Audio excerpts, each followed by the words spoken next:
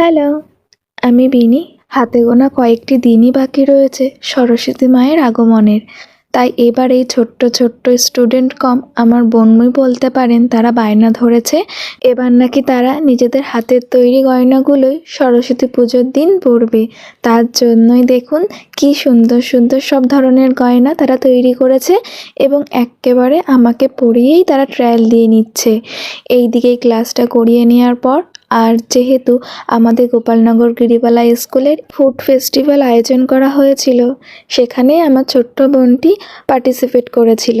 এর জন্য সে আবদার করেছিল তার কথাটি রাখতেই এই স্কুলটিতে যাওয়া, কিন্তু গিয়ে না সেই পুরনো দিনের স্মৃতিগুলো একবারে মনে করিয়ে দিল। তার সাথে সাথে এই সকল ছোট্ট বোনগুলি কি সুন্দর করে দেখুন নিজেদের হাতে হাতে কাজ করছে, এদিক ওদিক ঘোরাফেরা করছে, বেশ ভালো লাগছিল জানেন। কিন্তু ওই যে আমরা যেহেতু ভাইয়ের স্কুলটা শেষ হওয়ার পর এইদিকে গেছিলাম, এর জন্য প্রায় সকল খাবার শেষের পথে। তাও বোনের দোকান থেকে তার বান্ধবীরা গুছিয়ে তাকে একটু দিয়েছে, কিন্তু আমার ভাইয়ের এই পর্যন্তই সীমাবদ্ধ নয়। যেহেতু তার স্কুলে মিড ডে মিলের কোনো ব্যবস্থা নেই, তাই সে বায়না ধরেছে এই যে দিদির স্কুলে এসে সে মিড ডে মিলটা ট্রাই করবে। এর জন্য আমি ম্যামের কাছ থেকে পারমিশন নিয়ে ভাইয়ের মিড ডে মিল খাওয়ার আশাটি পূর্ণ করে নিয়েছি। আজকের ভিডিওটা এখানেই শেষ করছি। টাটা।